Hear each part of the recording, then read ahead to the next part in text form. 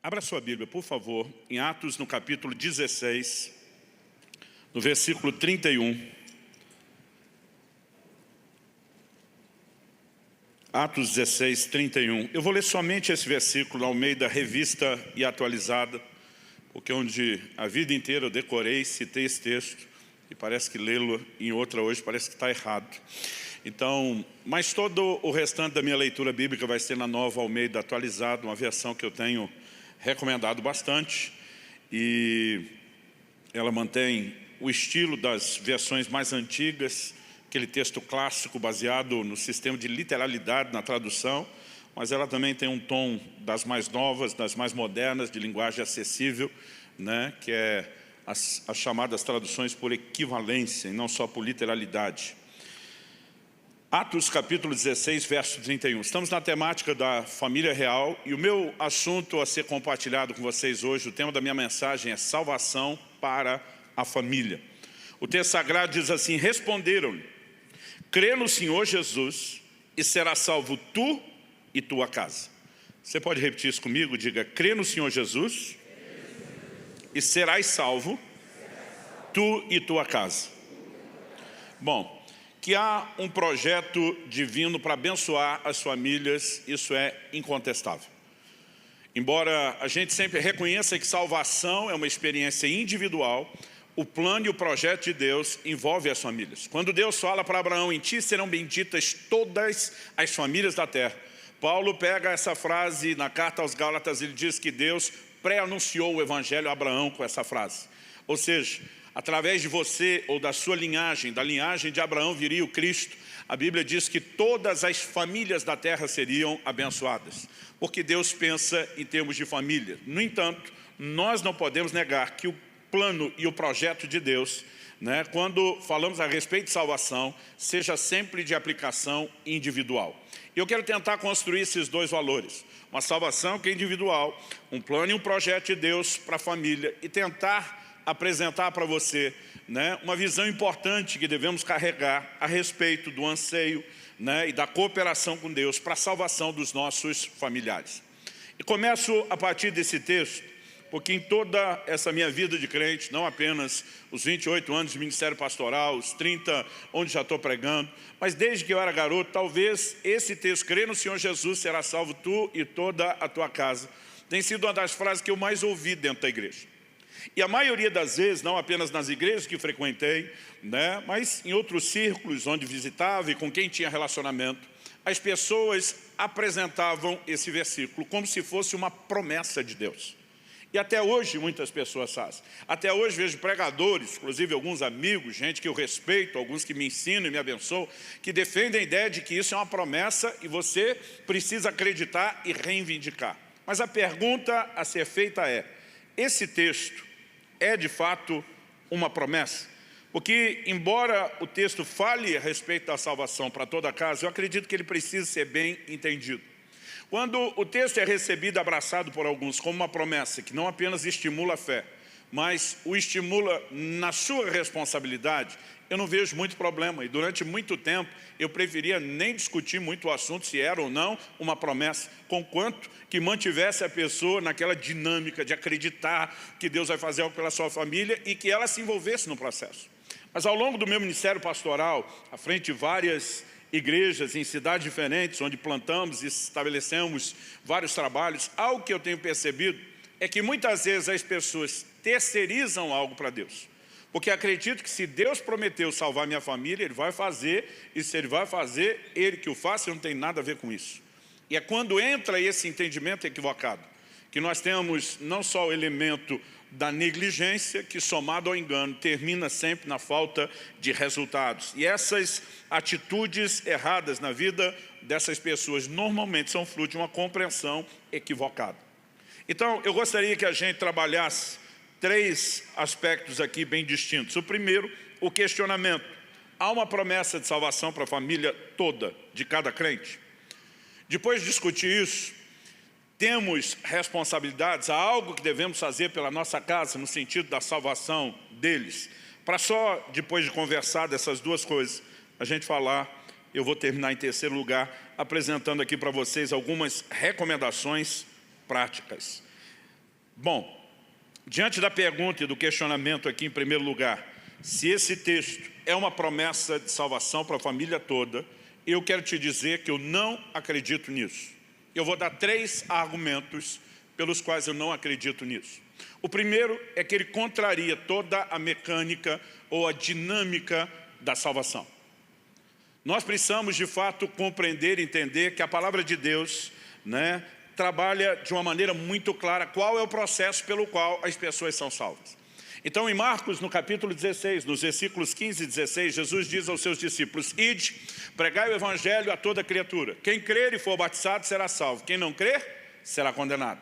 Qual é a dinâmica? A palavra é pregada, e daqui a pouco vamos falar por que ela é pregada, porque ela é a única que pode gerar fé no coração do ouvinte. E se a pessoa crer, ela será salva, e se ela não crer, já está condenada. A dinâmica é simples assim. Agora, não faz sentido eu acreditar que porque eu abracei a fé, e Deus prometeu salvar a família dos que abraçam a fé, então, independente dos meus familiares crerem ou não, ouvirem ou não o evangelho, corresponderem ou não, eles estão salvos porque pegaram carona na minha fé e na promessa que eu tinha. Isso contraria a dinâmica da salvação. O próprio Cristo, no Evangelho de João, no capítulo 3, naquele clássico versículo de João 3,16, o Senhor Jesus diz: Deus amou o mundo de tal maneira que deu seu Filho unigênito, para que todo que nele crer não pereça, mas tenha vida eterna. Como evitar se perder e ser salvo? Crendo. Verso 17, Jesus diz: porque Deus enviou o seu Filho ao mundo, não para que condenasse o mundo, mas para que o mundo fosse salvo por ele. Como o mundo pode ser salvo em vez de condenado? Crendo. Verso 18, quem nele crê não é condenado, mas o que não crê já está condenado, porque não crê no nome do unigênito Filho de Deus. O apóstolo Paulo, em Romanos, no capítulo 10, esse é o último texto que eu quero ler falando dessa dinâmica. Ele diz, no versículo 11 de Romanos 10, todo aquele que nele crê, e ele está citando a Escritura, e diz: pois a Escritura diz, todo aquele que nele crê não será envergonhado. Porque não há distinção entre judeu e grego, uma vez que o mesmo é Senhor de todos, rico para com todos os que o invocam. Por quê? E agora outra citação bíblica: todo aquele que invocar o nome do Senhor será salvo. Todo que invocar. Na sequência, qual é a lógica que Paulo aplica? 14. Como, porém, invocarão aquele em que não creram? Ou seja, se para ser salvo tem que invocar o nome do Senhor, como é que eles vão invocar se primeiro não crerem? Depois que ele pergunta isso, ele pergunta: e como crerão naquele de quem nada ouviram? Porque se para ser salvo tem que invocar, para invocar tem que crer, para crer tem que ouvir. E ele questiona: e como ouvirão se não há quem pregue? E como pregarão se não forem enviados? Ele está falando de um efeito em cadeia. Ou seja, para que alguém termine invocando o nome do Senhor, o que o leva a ser salvo, ele precisa crer. Para crer tem que ouvir a palavra, para ouvir a palavra tem que ser pregada, e para que a palavra esteja sendo pregada, os crentes precisam ser enviados e mobilizados para essa tarefa, para essa missão, ou a grande comissão que temos de levar o evangelho a todos. Agora, deduzir que alguém será alcançado apenas porque é familiar de alguém que já creu, fere completamente a dinâmica da salvação, e eu nem vou me estender muito nisso, pelo fato de que me parece muito lógico. O segundo argumento pelo qual eu entendo que não é uma promessa, é porque, olhando o contexto do texto, eu sou de uma época onde isso se repetia mais dentro da igreja do que hoje. Essas frases, esses ditados que já foram populares no nosso meio evangélico já não se ouvem tanto. Mas eu lembro que meu pai repetia muito um ditado: texto sem contexto não passa de pretexto. Quando você pega um versículo como esse que nós lemos sozinho, fora do contexto, você pode tirar deduções equivocadas. Então, normalmente na interpretação bíblica nós perguntamos o que foi dito, a quem foi dito, por que foi dito. Isso envolve avaliar o contexto. E quando a gente volta lá em Atos 16, nós lemos o versículo 31 que diz: responderam-lhe, crê no Senhor Jesus, serás salvo tu e toda a tua casa. Os versículos anteriores, eu quero ler agora do 23 até o 30, nos mostram o contexto. Paulo e Silas estão pregando na Grécia, em Filipos. Eles encontram uma mulher possuída de um espírito de adivinhação. Paulo, na autoridade do nome de Jesus, expulsa o demônio. O demônio, depois de sair daquela escrava, ela já não tem mais a habilidade sobrenatural que tinha de adivinhar. Mas a Bíblia diz que com a prática da adivinhação, debaixo da inspiração maligna, ela dava lucro aos seus senhores, aos seus donos. Agora os camaradas bravos denunciam, né, Paulo e Silas como que lesando eles e o seu negócio. Paulo e Silas passam por um julgamento sumário, o seu direito de cidadão romano de Paulo não é respeitado, eles não apenas são presos, são açoitados, né? E é nesse contexto que nós vamos continuar a história, verso 23. Depois de lhes darem muitos açoites, os lançaram na prisão, ordenando ao carcereiro que os guardasse com toda a segurança. Este, recebendo tal ordem, levou-os para o cárcere interior e prendeu os pés deles no tronco. Por volta da meia-noite, Paulo e Silas oravam e cantavam louvores a Deus, e os demais companheiros de prisão escutavam. De repente, sobreveio tamanho terremoto que sacudiu os alicerces da prisão. Todas as portas se abriram e as correntes de todos os presos se soltaram. O carcereiro despertou do sono e, vendo abertas as portas da prisão, puxando a espada, ia suicidar-se, pois pensou que os presos tinham fugido. Mas Paulo gritou bem alto: não faça nenhum mal a si mesmo. Estamos todos aqui. Então o carcereiro, tendo pedido uma luz, entrou correndo e, trêmulo, prostrou-se diante de Paulo e Silas. Depois, trazendo-os para fora, disse: senhores, que devo fazer para que seja salvo? Então vamos pensar no pacote. É diante dessa pergunta, que devo fazer para que seja salvo, de uma pessoa, dentro de um contexto, que Paulo e Silas agora respondem para ele: crê no Senhor Jesus e será salvo tu e toda a tua casa. Não creio que o que Paulo está falando aqui se aplica de forma genérica a todo e qualquer cristão, em todo e qualquer lugar. Eu creio que é uma resposta pessoal. Eu creio que, na verdade, Paulo tem um entendimento de um desfecho daquela história e, para mim, ele está falando por revelação do Espírito Santo. Nós vamos olhar o contexto para ver isso. E aquilo que ele tem uma revelação de Deus específica para essa pessoa não é necessariamente o plano de Deus que se repete para toda e qualquer outra pessoa. Um exemplo, antes de avaliarmos esse contexto. Em Atos 27, 26, a Bíblia diz que Paulo estava num navio cujo destino era Roma. Ele apelou para ser julgado por César em Roma, estava sendo transferido para lá com muitos outros presos. O navio acaba naufragando, eles vão parar na ilha de Malta. Nesse processo, Paulo se levanta quando o navio está para ir a pique e diz: o anjo do Deus a quem eu sirvo esteve comigo, e diz: nenhum de nós vai se perder nesse processo. No final, depois de compartilhar a revelação que ele teve, ele termina dizendo assim: é necessário, porém, que vamos dar numa ilha. Quando a gente vê a revelação de Paulo, é uma revelação para aquele grupo, daquela viagem, daquela época. Não é uma revelação para todo crente em qualquer lugar. Não há uma promessa de que nenhum de nós, se naufragar, não vai morrer porque vai achar uma ilha no meio do caminho. Não é algo que se aplica genericamente a todo mundo.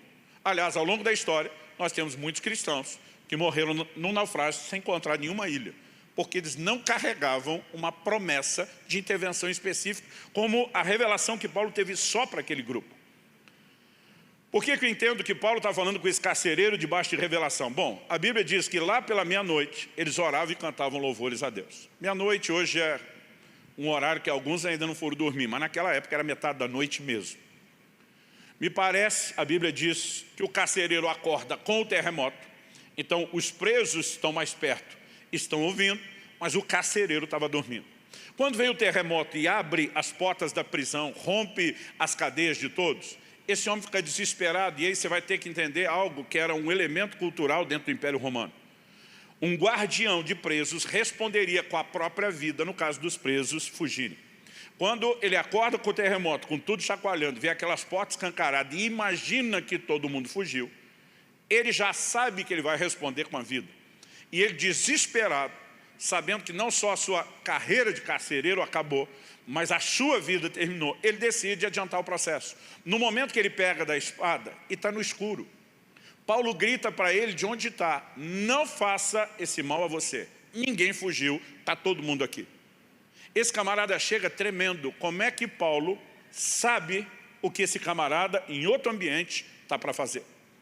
Paulo estava falando debaixo de revelação do Espírito Santo. Não existe nenhuma outra lógica. A Bíblia diz que chegando, né, o verso 30 diz: tendo pedido uma luz, entrou correndo, trêmulo, prostou-se diante de Paulo e Silas e depois trazendo-os para fora disse, então está escuro, ele pediu luz, ele não consegue ver onde Paulo e Silas estão, eles não podiam ver aonde ele estava, o que estava fazendo, mas Paulo sabia naquele momento que o cara estava pensando em se matar. Ele não pediu permissão para os gente, posso tirar minha vida? Ele achou que todo mundo tinha ido embora, ele nem sabe que ninguém está lá. Como Paulo sabe o que ele vai fazer? Eu não vejo outra lógica aqui, a não ser o fato de que enquanto aqueles dois estão orando e cantando louvores, o Espírito Santo está alimentando algo neles, vou fazer algo essa noite.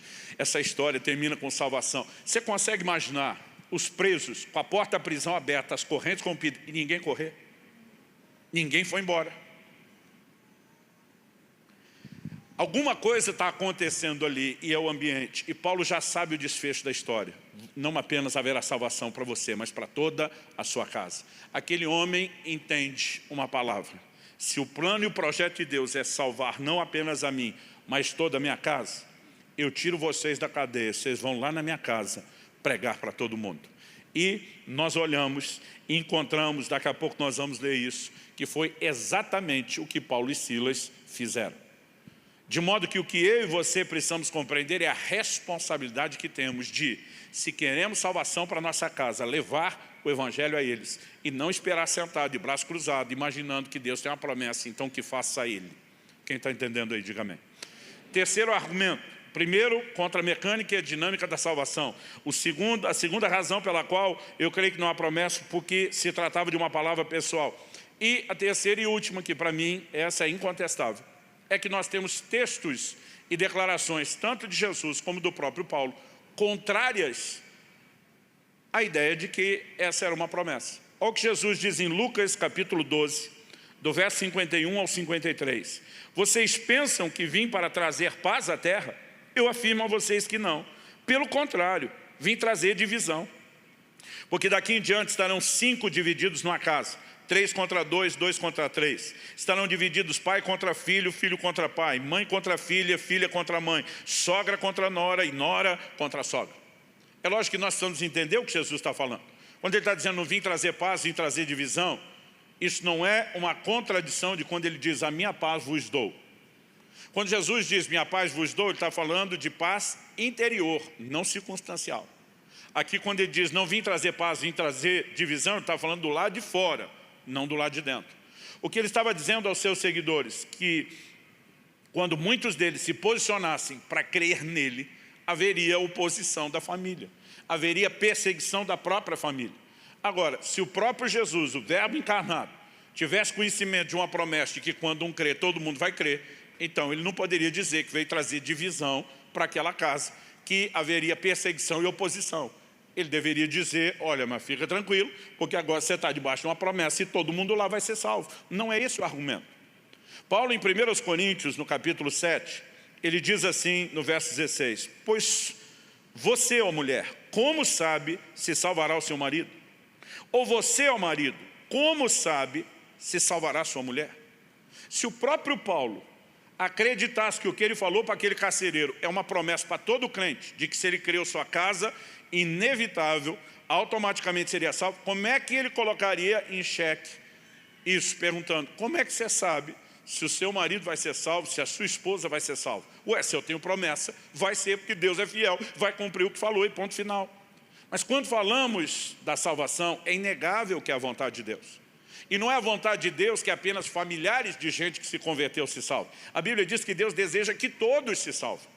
A Bíblia diz que Ele é rico para com todos os que o invocam, que Ele não faz acepção de pessoas. Então Deus deseja que todo mundo seja salvo. Mas como Ele atrai ao Evangelho e não arrasta ninguém, não basta apenas eu e você sabermos o que Deus quer e o que Ele disponibilizou. Nós precisamos entender que é responsabilidade de cada pessoa aceitar ou não, crer ou não na oferta de salvação que é oferecida. Quem está entendendo, diga amém. Então, eu não posso olhar para esse texto e trabalhar isso como uma promessa. Agora, meu papel aqui não é minar a sua fé. Puxa, pastor, eu entrei nesse lugar crendo que minha família seria salva, que eu tinha uma promessa, e o Senhor tirou meu último fio de esperança. Não. Se você entende que Deus quer salvar a sua família de qualquer forma, não é porque você foi salvo, que eles têm que ser salvos, é porque Deus amou o mundo, e o mundo é você, é cada um dos seus familiares, é porque Ele realmente deseja que todos sejam salvos.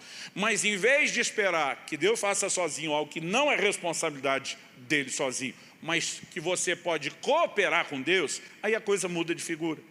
O que eu quero é justamente provocar em você não só a esperança da salvação dos familiares, mas que você entenda um pouco mais a sua responsabilidade em relação a isso. Para que em vez de apenas esperar, ainda que contando com a ação de Deus, você coopere com Ele, você trabalhe junto com Deus para a salvação dos seus familiares. Então isso nos leva ao segundo ponto: o que fazer por sua casa? Nós temos que fazer a mesma coisa que o carcereiro fez. Deus tem um plano de salvação para todo mundo? Tem. Bora pregar o evangelho para todo mundo? A lógica ali foi muito simples. Nós lemos até o verso 30, já tínhamos lido 31. No 30 ele pergunta: o que eu preciso para ser salvo? Creia no Senhor Jesus, será salvo você e toda a sua casa. Verso 32 e 33, que é a continuação de Atos 16, diz assim: e pregaram a palavra de Deus ao carcereiro e a todos os que faziam parte da casa dele. Naquela mesma hora da noite, cuidando deles, lavou-lhes as feridas dos açoites, e logo a seguir, ele e todos os membros da casa dele foram batizados. O evangelho é pregado, é comunicado, porque essa é a maneira como a salvação é levada. Eles correspondem, abraçam o evangelho. Paulo e Silas fazem discípulos, já batizam aqueles familiares do carcereiro. E nós temos o quê? O desenho que Deus quer que aconteça nas nossas famílias. Quando alguém se converte, ele precisa ser a porta de entrada da pregação do evangelho para o restante da sua casa, para o restante dos seus familiares. Não é apenas crer e esperar que Deus faça. É ser um instrumento de Deus para levar o evangelho ao restante da sua família. Quem está entendendo aí, diga amém.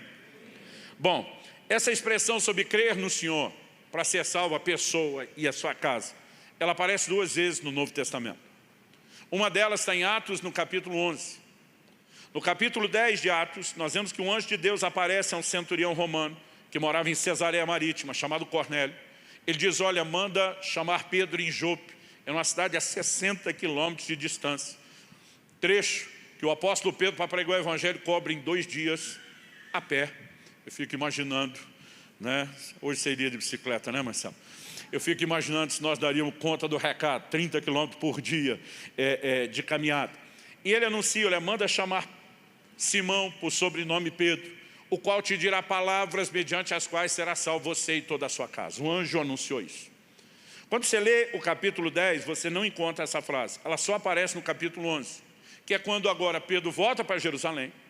Os judeus de Jerusalém ouviram que ele esteve na casa de um gentil, de um não-judeu, pregando. Isso no Velho Testamento, na lei, na Antiga Aliança, era terminantemente proibido ao judeu. E quando Pedro chega, ele encontra a galera toda da igreja com pedra na mão esperando ele. Ouvimos dizer que você entrou em casa de gentios e comeu com eles. O Pedrão diz: espera lá, deixa eu me explicar. E na explicação, ele diz assim nos versos 13 e 14 de Atos 11, falando sobre Cornélio: ele nos contou como tinha visto na casa dele um anjo em pé, que ele disse: envia alguém a Jope, mande chamar Simão, que também é chamado de Pedro, o qual lhe dirá palavras mediante as quais você e toda a sua casa serão salvos. Ele começa a falar não apenas do que o anjo falou para Simão, de como o Espírito Santo falou com ele quando os homens chegaram. Ele conta o desfecho da salvação, do derramar do Espírito Santo. Então todo mundo se acalma, dá glória a Deus, e a partir desse momento, a porta da salvação é reconhecida por eles como definitivamente aberta a todos os gentios e não só os judeus. O que até então não era algo no qual eles estavam trabalhando, ainda que o Senhor tinha dito que eles deveriam ser testemunhas até os confins da terra. Eles não estavam se movendo para cumprir a grande comissão. A partir do momento em que Cornélio entende, Deus tem salvação não só para mim, mas para toda a minha família, o que é que Cornélio faz? A mesma coisa que o carcereiro. Então, minha família, minha casa, tem que ouvir o evangelho.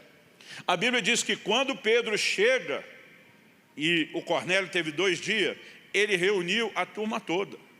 Aliás, a expressão ali, casa, do grego oikos ou oikos, ele fala não só de consanguinidade, até aqueles que eram íntimos, que frequentavam a casa, são considerados dentro disso. E o Pedro chega e tem uma galera lá para ouvir o evangelho, porque esse cara entende Se Deus tem algo que vai mudar a minha vida e a minha eternidade, todo mundo que eu amo, todo mundo com quem eu me importo precisa disso. E o Evangelho foi pregado a todo mundo. Então, se nós queremos salvação para a família, não existe outro caminho. Pastor, eu sou um novo convertido. Outro dia alguém me falou, eu não sei nem direito como pregar. Eu falei, traz para mim. Ou leva um de nós. Convide seu líder, alguém que te discipula, né? Alguém que ministra a sua vida. Nós temos formas e maneiras pelas quais isso pode acontecer. O que nós não podemos é ficar dando desculpa e não levar o Evangelho aos nossos familiares. Então, se entendemos, não depende mera e simplesmente nem do que Deus já sinalizou que quer, nem do que Ele já provisionou em Jesus, mas para que essas pessoas atendam, experimentem o que Deus tem, elas precisam atender uma palavra específica. O caminho é, o Evangelho tem que ser pregado aos nossos familiares. Então, quando a gente simplifica e entender há uma vontade de Deus, mas não há promessa que faz com que alguém automaticamente seja salvo só porque é meu familiar. Quando eu entendo que eu tenho responsabilidade, mas que eu posso cooperar com Deus nesse processo, isso me tira de um lugar, de uma inércia, e me faz cooperar com Deus, para que o processo de salvação dos nossos familiares avance. Nós estamos crendo que ventos de restauração estão soprando sobre nossas famílias nesses dias, você crê nisso? Mas nós não podemos limitar o desejo de Deus de abençoar sua casa só com um relacionamento melhor, com restauração, Deus convertendo o coração dos pais aos filhos, filhos aos pais, do marido à esposa e vice-versa. E não colocar nesse pacote a essência do que de mais importante Deus oferece ao ser humano, que é a salvação. Precisamos lutar pela salvação da nossa casa. Então, entendido que não é uma promessa que vai ter cumprimento automático na vida dos meus familiares só porque eu criei, mas que a gente então tem responsabilidade de cooperar com Deus, porque Ele quer levar a salvação a todos. Eu gostaria de terminar aqui em terceiro lugar, apresentando algumas recomendações práticas. Eu quero apresentar 5 delas. A primeira delas, normalmente eu chamo de pregação silenciosa, mas a gente pode chamar isso de bom testemunho. Em 1 de Pedro, no capítulo 3, nos versículos 1 e 2, a Bíblia diz, igualmente vocês, esposas, estejam sujeitas cada uma a seu próprio marido, para que se ele ainda não obedece à palavra, seja ganho sem palavra alguma, por meio da conduta de sua esposa, ao observar o comportamento honesto e cheio de temor que vocês têm. Então o que ele está dizendo? Ele não está falando apenas do bom testemunho, no sentido dele substituir a pregação do Evangelho. Aqui nós não temos uma coisa que concorra com a pregação do Evangelho. Nós vimos que para alguém ser salvo tem que invocar o nome do Senhor. Para invocar tem que crer. Para crer tem que ouvir a palavra que tem que ser pregada. Eu me lembro que há um tempo atrás, acho que uns 2 anos atrás, eu fiz um post falando da importância do bom testemunho com esse versículo. Citando exatamente esse versículo. E as pessoas, principalmente aqueles crentes que acreditam que têm um chamado para causar, eles começam a fazer um alvoroço, você fica tentando entender por quê. Né? Onde já se viu, a Bíblia manda pregar o Evangelho. Eu falei, a mesma Bíblia às vezes manda você fechar a sua boca e convencer pelo testemunho. Não é uma contradição, nem uma substituição, é um complemento. Ou seja, uma coisa não concorre com a outra. Ela, na verdade, coopera, fortalece. Ou como dizia a geração de meus pais, e às vezes eu fico tentando achar uma chance de gastar o vocabulário, corrobora. É bonito, corrobora, não é, gente? Fortalece. Então, ele está dizendo que a palavra tem que ser pregada, claro, quando ele diz assim, para que, se ele, o marido, ainda não obedece à palavra, como é que ele vai obedecer uma palavra que ele nunca ouviu? É lógico que a palavra, está implícito que a palavra já está sendo pregada. Mas há um momento onde pessoas que não têm um bom testemunho, tudo aquilo que elas fizeram ao pregar a palavra e tentar inspirar fé, elas anulam depois com um testemunho que rouba completamente a credibilidade do Evangelho. Um mau testemunho, no caso. Quantas vezes na minha vida, meu ministério de pastor, já fui visitar familiares de gente que frequentava a igreja, aproveitava a oportunidade de pregar o Evangelho, e às vezes ouvia gente dizendo, olha, o que o senhor fala é bonito e inspirador, mas o que eu vejo aqui em casa não me inspira nada. E às vezes você começava a mexer na vida de uns e parece que o único crente da família era o menos crente de todos. E todos os outros não crentes eram mais crentes que ele. Aí como que vivendo de uma forma tão contraditória a palavra, alguém vai conseguir inspirar a fé de outros por mais que pregue? Então, obviamente, não estamos falando a respeito de não pregar. Estamos falando da importância de que depois de pregar, haja um bom testemunho. Às vezes só o bom testemunho, depois da mensagem já comunicada, aquele silêncio vai falar muito mais alto, vai fazer um coro com a mensagem que já foi pregada. Mas nós temos a responsabilidade de dar um bom testemunho. Porque não adianta você querer que os seus familiares se convertam se você vive da mesma forma ou pior do que eles. Quem está entendendo aí, diga amém. Segunda recomendação prática. Colossenses 4:5 fala da importância de usar de sabedoria para com os que são de fora. Essa expressão são de fora está falando dos que não são da igreja, ou seja, aqueles que ainda não creram. Colossenses 4:5 diz assim: sejam sábios no modo de agir com os que são de fora e aproveitem bem o tempo. Outras traduções dizem a oportunidade. O que é ser sábio no modo de agir com os que são de fora? A Bíblia dá orientações a respeito de como o crente deve saber lidar com o não crente. Uma delas, em 1 Coríntios, no capítulo 14, o apóstolo Paulo diz assim: se entrar um incrédulo no meio de vocês e todos vocês passarem a orar em línguas, ele vai dizer que vocês estão loucos.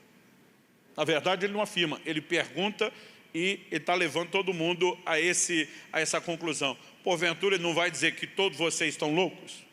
Gente, primeira vez que eu vi alguém orando em línguas, e isso que eu era crente, mas não conhecia aquilo, já foi assustador, imagina o não crente. Ou seja, Paulo não está falando contra a manifestação. Nos capítulos 12, 13 e no 14, quando ele fala isso, ele está falando dos dons, ele está autenticando, ele diz que ele fala em língua mais do que todo mundo, que ele é grato a Deus, não está falando contra, mas ele está dizendo que tem coisas que você pratica, ou só você e Deus, ou no contexto dos seus irmãos maduros, mas não faz na frente do incrédulo que não entende isso e vai achar loucura.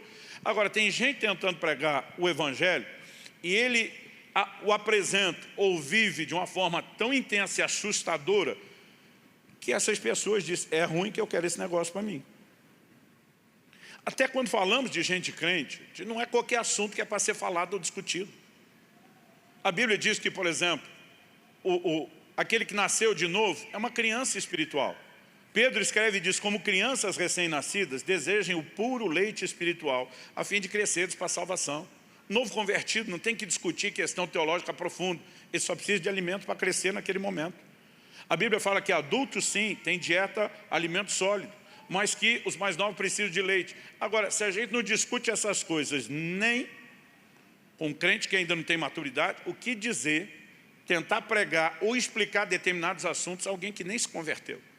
Mas muitas vezes nos falta sabedoria. Nos falta sabedoria na forma de lidar, na maneira como apresentamos o evangelho, nas abordagens. Então, por exemplo, eu já vi gente tentando tocar o terror no não crente. Então vamos apelar para o medo do inferno. Você está indo para o inferno. Outro dia eu falei: tu está maluco falar com os outros assim? Todo mundo vai correr de você. O senhor não crê no inferno? Eu falei: creio, mas a palavra evangelho significa boas novas, não más novas. O que você está dando não é boa nova, é uma notícia. Você está indo para o inferno. Qual é a boa nova? Todo mundo nasceu condenado, destinado ao inferno, mas Cristo vem intervir para mudar isso. E aí você tem que apresentar a boa notícia. Agora, se você só aponta o dedo e sentencia o camarada ao inferno, você simplesmente vai assustá-lo e afastá-lo. Jesus comparou o evangelho à pesca, à pregação do evangelho.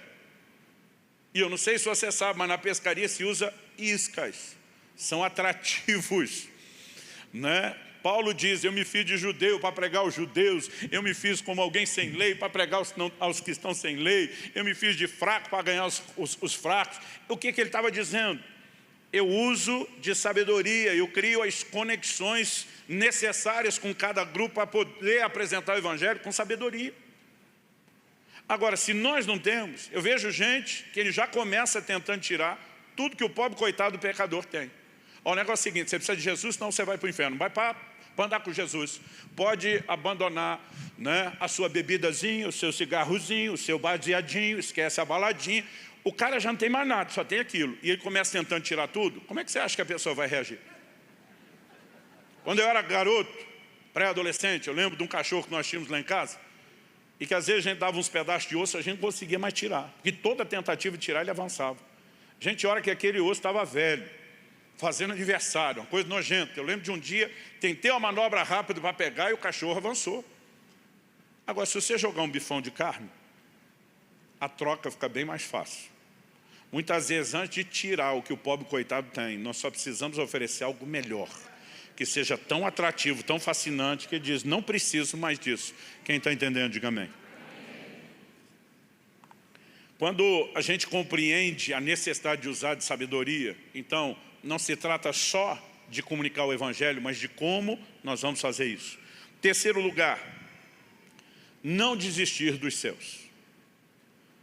Antes de Paulo dizer, como sabes, ó marido, se salvarás a sua esposa e vice-versa, tratando o assunto como uma incógnita, como algo que não é certo, nos versículos 12 e 13, e aqui Paulo estava abordando o assunto de casamento, divórcio, no verso 12 e 13 ele diz assim, aos outros digo eu, não o Senhor, se algum irmão estiver casado com uma mulher não crente, e essa concorda em morar com ele, não se divorcie dela. E se uma mulher estiver casada com um homem não crente, e esse concorda em viver com ela, que ela não se divorcie do marido. O que é que Paulo estava dizendo? Olha, se você se converteu, mas o seu cônjuge com quem você vive não, você não tem um motivo para abandoná-lo porque ele não abraçou a sua fé. Qual é o motivo para não abandoná-lo? A mesma esperança que Pedro aborda em 1 de Pedro 3. Mulheres, sejam submissas ao seu marido para que se eles ainda não obedecem à palavra. Esse ainda eu acho fantástico. Não converteu ainda, mas tem possibilidade de converter. Né? É o que? É aquela esperança de poder produzir resultado. Não houve resultado imediato, mas pode ser que haja no futuro. Outro dia alguém falou, mas eu não sei se ele será salvo. Eu falei, também não sabe se não será? Por que você quer só pegar a possibilidade de que não seja? Nós precisamos ter essa capacidade de olhar para os familiares e dizer, nós vamos lutar por eles. Irmão, você acha que quando Saulo estava no auge da perseguição à igreja, alguém olhava para ele como um candidato potencial a ser o grande apóstolo dos gentios? Ninguém enxergava isso nele. Mas porque Jesus mandou orar pelos que perseguem, talvez ele foi uma das pessoas que mais recebeu oração no início da história da igreja. Mas ninguém necessariamente tinha aquela expectativa. Deus pode mudar a história das pessoas de uma forma impressionante. Gente que está dura hoje pode amolecer ao Evangelho amanhã. Como infelizmente a gente está aberta hoje, pode endurecer amanhã. Então nós precisamos ter esse posicionamento de esperança, ter o bom testemunho, usar de sabedoria e não desistir. Não converteu ainda, mas pode converter. E se não converter ano que vem pode ser o outro. Se não converter o outro, pode ser o outro. Um dia uma pessoa desabafou e falou para mim e para minha esposa, pastor, eu acho que Deus não quer salvar meu marido. Ele falou, por que não? Ele falou, já faz mais de 3 anos que eu estou orando. Ela falou, vai conversar com Dona Lúcia. Dona Lúcia e o Álvaro hoje são diáconos da igreja. Hoje perguntei para ela no primeiro culto aqui, quanto tempo mesmo a senhora orou pela conversão do seu Álvaro? Ela disse, 32 anos. Então depois quando você estiver com 33, me procura para ver se vale a pena desanimar. Por enquanto, há esperança. Quem está entendendo, diga amém. Então não vim aqui minar a sua fé quando eu falo que não há promessa.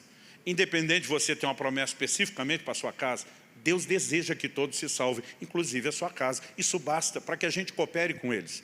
E nesse processo, além de dar o bom testemunho, além de usar de sabedoria, além de não desistir deles, em quarto lugar, eu quero destacar a importância de oração por salvação.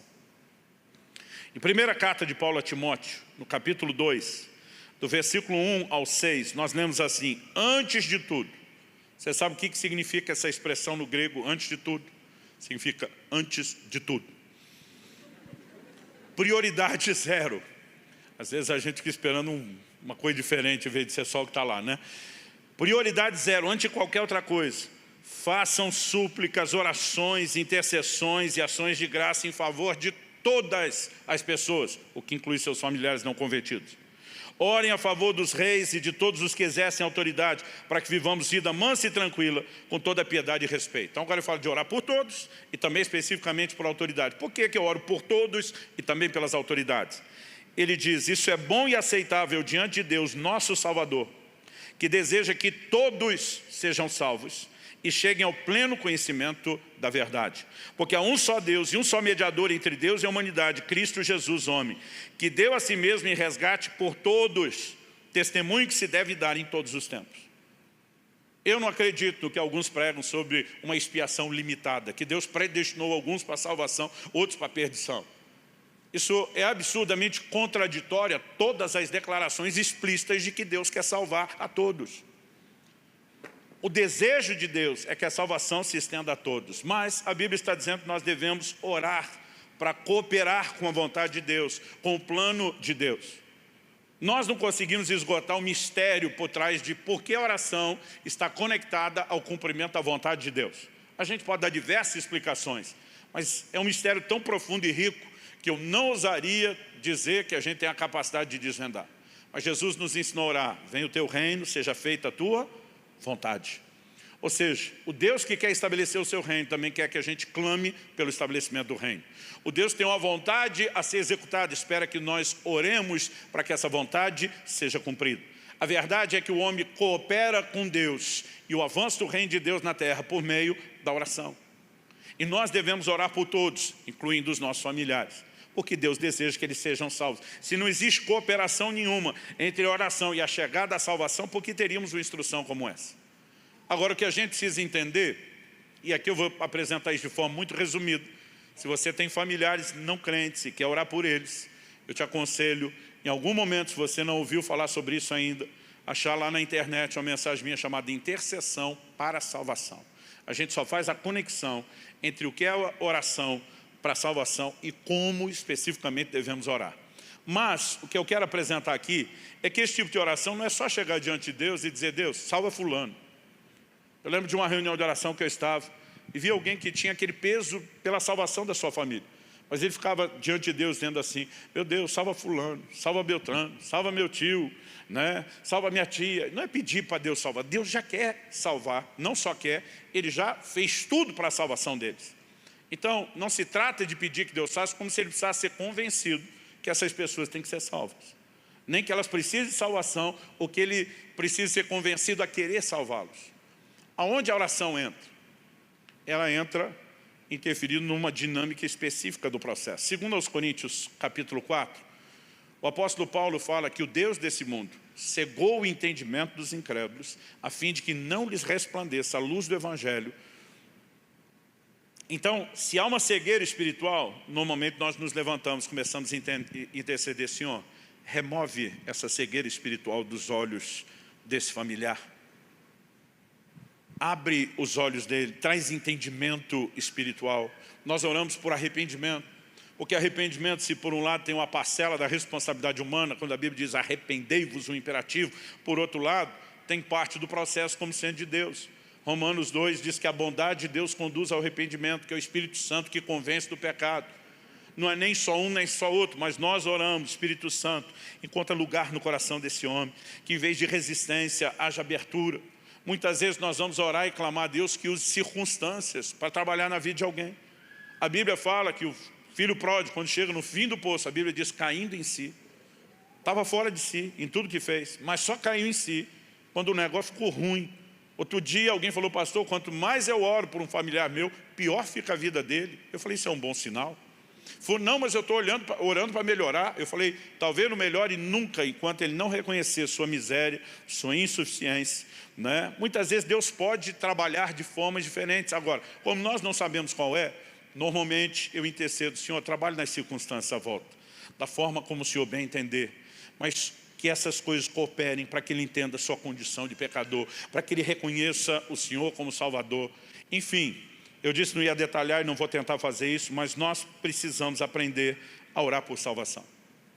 Então, em primeiro lugar, falamos do bom testemunho, a pregação silenciosa, que não substitui aquela que já tratamos no tópico 2, mas complementa. Falamos de usar de sabedoria, não desistir dos seus. Agora, oração por salvação. Em terceiro e último lugar, uma palavra aos pais ou futuros pais. Conduzir seus filhos a Cristo é a maior missão que um pai tem. Não tem nada mais importante que isso. Nem amamentar e trocar fralda é mais importante que conduzir nossos filhos a Cristo. Efésios capítulo 6, verso 4 diz: e vocês, pais, não provoquem seus filhos a ira, mas tratem de criá-los na disciplina e na admoestação do Senhor. Os filhos são herança do Senhor, diz o Salmo 127. A palavra herança significa propriedade. Os filhos não são nossos. Deus nos confiou e um dia nós vamos prestar contas a Ele e nós temos a responsabilidade de levá-los a Cristo. Eu lembro quando o Israel nasceu, a gente estava ali naquela novidade da experiência de paternidade, e um dia a Kelly, olhando boba para ele, falou, que anjinho. Eu falei, meu amor, é só a cara, aí dentro tem uma natureza caída. A natureza adâmica está aí dentro. Daqui a pouco ela vai mostrar as suas garras. E nós temos que conduzir esse pecador, né, a Cristo. Nós não podemos olhar de outra forma. Falei, o efeito da árvore do conhecimento do bem e do mal ainda não fez efeito aqui, né, no sentido de ser externalizado, mas está agindo aí dentro. E nós precisamos levá-los a Cristo. É assim que nós temos que olhar para os nossos filhos. Tem muito pai terceirizando a educação cristã. Não, já trago ele no culto e levo no ministério infantil. Meu irmão, o mundo bombardeia os seus filhos todo dia, o tempo todo. Você acha que trouxe uma vez na igreja e não conversa, não ministra a vida dele, que as coisas vão se encaminhar sozinho. Muita ingenuidade da sua parte. Eu lembro quando meus filhos eram pequenos, às vezes as pessoas falavam, que isso, pastor, vocês estão fazendo uma lavagem na cabeça das crianças. Eu falei, e você quer que eu deixe o mundo fazer a lavagem primeiro? Você está louco? Era Jesus neles o tempo todo. Eles ainda nem entendiam as coisas que a gente ministrava. Minha esposa, como pedagoga, ela ama essa área de educação. Eu lembro que assim, tanto o Israel como a Alice, eles eram bebezinhos. Ela ficava apresentando as cores, verde, azul, amarelo. Eu dizia, meu amor, essa criança acho que não deve estar nem enxergando direito ainda. Você acha que ela vai assimilar a cor? E aquela dizia assim, em algum momento, quando começar, nós já temos a rotina de ensino. Eu, para tirar onda com ela, meu lado gaiato, eu muitas vezes quando estava, eu lembro principalmente isso aconteceu com Israel o primeiro pobrezinho, sempre a cobaia. Eu estava com ele no colo, ele tinha mais ou menos uns 6 meses. As pessoas quando vinham assim, brincar, fazer uma gracinha, pedir pegar no colo. E eu dizia, filho, fala paralelepípedo. As pessoas olhavam assustadas, tipo assim, o menino já fala? Nem papai e mamãe falavam. Aí eu falava aquilo só para ver a reação e caía na risada. Aí a Kelly me olhava e dizia, não, é para que a hora que conseguir falar já está aprendendo. Aí eu estava tirando com ela. Mas para minha surpresa, só de ter feito essas brincadeiras, que não foi por tanto tempo. Eu lembro quando Israel estava em torno dos 2 anos de idade. Um dia ele estava na sala, eu lembro até hoje a cena, ele brincando com um carrinho. Ele, pai, eu amo, ele, pai, aquele segundo pai é, me olha. Eu parei o que estava fazendo, olhei, ele olhou para mim e fez assim, paralelepípedo. Eu acho que foi a vingança da alma dele, tipo, agora eu consigo, sai de dentro de mim. Eu fiquei assustadíssimo com aquilo. Eu falei, de onde é que saiu isso? Irmão, depois daquele dia, nós tocamos Jesus nessas crianças, Espírito Santo, Bíblia, Palavra de Deus, Reino de Deus, e a gente dizia, a hora que começar a entender, está tudo aí dentro. Quem está entendendo? E eu estou feliz de ver meu filho tocando terror na minha neta. Ele fica o tempo todo perguntando, onde Jesus mora? Ela põe o dedinho no coração, ela não sabe o que é coração, não sabe o que é Jesus, mas vá se empolgando com isso, porque ela nasceu para ser habitação de Deus e não outra coisa. Nós temos a responsabilidade de viver e respirar isso. Mas é todo dia, pais, seus filhos precisam ser instruídos de forma prática. Como que eles vão lidar com as pessoas que creem de forma diferente, que zombam da fé deles na escola. Não espere que outro faça isso. Eles precisam encontrar em vocês, os pais, os mais apaixonados por Jesus. Porque tem pai que não vive uma vida séria com Deus, mas quer que os filhos sejam muito crentes. Como é que você vai inspirá-los? Nós temos essa responsabilidade. Nós precisamos orar com eles, ministrar a palavra, conversar com eles, ajudá-los nos dilemas. E se nós tivermos esse olho, porque os filhos, falando de familiares que precisam ser salvos, principalmente esses, alguns de vocês se converteram, os filhos já eram criados. Aí nós estamos falando de outros, crescidos. Estamos falando de outra história. Mas principalmente nós temos o privilégio de colocar todas as marcas. Nós não podemos desperdiçar isso. Não adianta formar bons cidadãos para a sociedade, que no final das contas não sejam cidadãos do céu. É nossa responsabilidade conduzi-los a Cristo. Você recebe essa palavra em nome de Jesus? Vamos ficar em pé. Gostaria que nós terminássemos orando pelas nossas casas. Precisamos manter essa visão de que é um projeto de Deus para toda a família, embora a apropriação da salvação seja individual. Há um plano e um projeto de Deus de salvação para todas as pessoas. Isso inclui e não exclui a nossa família. No entanto, não se trata de uma promessa de cumprimento automático, e sim de uma sinalização de um propósito no qual eu e você temos que interagir com Deus. Em essência, o Evangelho tem que alcançá-los. Mas nesse processo, nós podemos cooperar e não atrapalhar. E quando vivemos o bom testemunho, estamos cooperando e não atrapalhando. Quando usamos de sabedoria, estamos cooperando e não atrapalhando. Quando não desistimos deles, ainda que não haja resultados imediatos, estamos cooperando em vez de atrapalhar. Quando oramos por eles, estamos cooperando. E principalmente, quando temos esse olhar e dedicação aos filhos, né? Isso também é cooperar com Deus, porque a negligência seria o contrário, atrapalhar. Uma palavra específica agora aos homens, aos líderes de casa. Deus seja louvado pelo coração bom, pela inclinação à espiritualidade que nossas esposas têm, pela forma como elas ajudam a ministrar o coração dos filhos, mas não seja negligente com o seu papel de governo espiritual do lar. Josué se levanta diante de uma geração inteira e diz: decidam hoje a quem vocês vão servir. Se aos deuses dos vossos antepassados, está falando do pai de Abraão, que era idólatra. Ele diz: se aos deuses dos egípcios, ele diz: eu e a minha casa já fizemos nossa escolha, nós serviremos ao Senhor.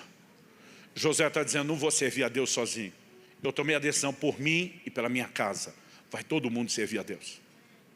Algumas estatísticas mostram que quando crianças se convertem, há uma probabilidade que de mais ou menos ali em torno de 10%,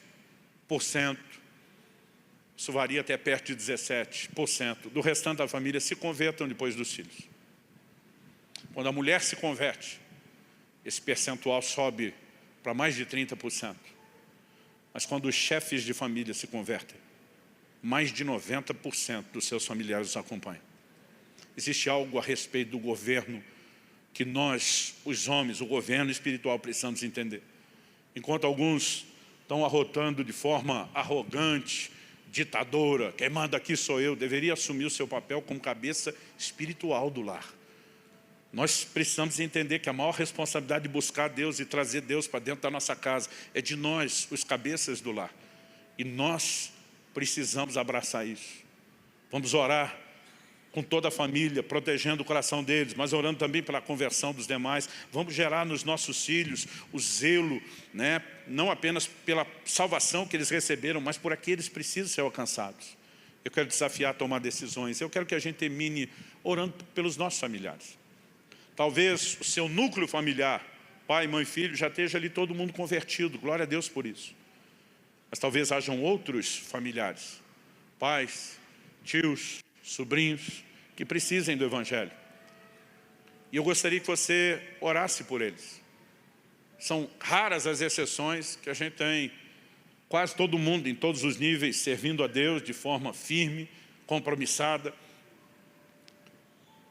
Embora de vez em quando a gente encontra famílias inteiras assim que você diz, parece que todo mundo foi alcançado. Ou gente que diz não tem mais ninguém. Ouvi esses dias de alguém que diz não tem pai, não tem mãe, não tem mais irmão, né? Já faleceu todo mundo, não tem mais ninguém de consanguinidade para ser ganho. Então preserve a sua salvação e a da sua casa e foque naquelas pessoas com as quais você se importa e precisa ser alcançadas. Mas eu gostaria que nós levantássemos um clamor a Deus. Talvez hajam filhos ou pais ou outros familiares que já se decidiram e hoje estão afastados e desviados e precisam de oração e intercessão da mesma forma e da pregação do Evangelho para eles. Talvez não se desviaram, mas talvez estejam frios e nós não podemos assistir isso com indiferença. Precisamos lutar por eles. Apresente diante de Deus a vida dos seus familiares nesse momento. Tanto você que está aqui conosco na reunião presencial, você que nos acompanha pela internet, ao vivo ou posteriormente assistindo a gravação, ore pelos seus. Eu vou fazer uma oração, mas você não precisa ficar ouvindo a minha, você pode fazer a sua, do seu jeito, da sua maneira, com as suas palavras, mas clame a intervenção de Deus, em nome de Jesus. Meu Pai, nós oramos que a palavra comunicada produza efeito, que ela desperte o zelo, que ela desperte a paixão evangelística, que ela desperte a responsabilidade, a consciência de responsabilidade que devemos carregar, de sendo parte dos primeiros que se converteram, temos a responsabilidade de levar o Evangelho aos demais. Pai, nós oramos que a mão do Senhor toque os nossos familiares. Sabemos que o Senhor deseja que todos se salvem. E nós oramos que à medida que nossos familiares ouçam a sua voz, não endureçam o coração. Nós oramos pela ação sobrenatural do Espírito Santo na vida deles, trazendo arrependimento, convicção de pecados, iluminando os olhos do entendimento.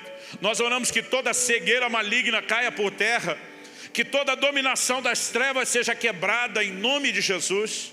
Pai, nós oramos que a mensagem do Evangelho os alcance, que o chamado de Deus os alcance. Nós oramos por intervenção de Deus nas circunstâncias que muitas vezes acabam afetando sua visão, perspectiva, escolhas e vontade. Nós oramos que o Senhor de fato se mova de uma forma sobrenatural. Talvez alguns estão naquela condição de o profeta na sua casa já não tem honra. Pai, o Senhor também pode colocar outras pessoas no caminho deles. O que nós queremos é que sejam ganhos, é que sejam salvos, é que venham obedecer a Tua palavra. E nesse momento nós oramos não apenas por esses familiares, nós colocamos as nossas vidas diante do Senhor. Não permita que nenhum de nós estacione, pare, esteja preso à inércia ou à indiferença, que em nós haja o incômodo de lutar por eles, de fazer tudo o que estiver ao nosso alcance. Como Paulo que dizia, eu faço de tudo para ver se por todos os modos consigo salvar alguns. Queremos ver a ação do Senhor em níveis mais profundos nas nossas casas, mas muito mais do que relacionamentos curados, muito mais do que uma dinâmica familiar ajustada, nós queremos ver salvação, queremos ver a mão do Senhor tocando-os e fazendo com que eles sejam não só nossos familiares, mas parte da tua família. Gere e desperta o zelo e o temor nos nossos corações, para que possamos ser porta-vozes da verdade, embaixadores, comunicadores do Teu Evangelho nas nossas casas, instrumentos de Deus. Nós oramos por sabedoria, sabedoria do alto. O Senhor diz em Tiago, no capítulo 1, que se algum de nós tem falta de sabedoria, deveríamos pedir a Deus, que a todos dá liberalmente. Nós oramos, traz a liderança do Espírito Santo, traz o entendimento do alto. Ajuda-nos, Senhor, a nos conduzir debaixo do amor de Cristo, para que possamos tocar de forma eficaz e efetiva os nossos familiares. Nós clamamos por salvação para a nossa família, por salvação para os nossos familiares, em nome de Jesus, em nome de Jesus e para a glória de Deus. Se você crê e concorda, diga amém. Se você recebe essa palavra, diga eu recebo em nome de Jesus. Se você quiser, faça uma declaração de fé comigo, diga eu e a minha casa serviremos ao Senhor. Glória a Deus. Você pode dar ao Senhor um forte aplauso. Glória a Jesus. Glória a Jesus.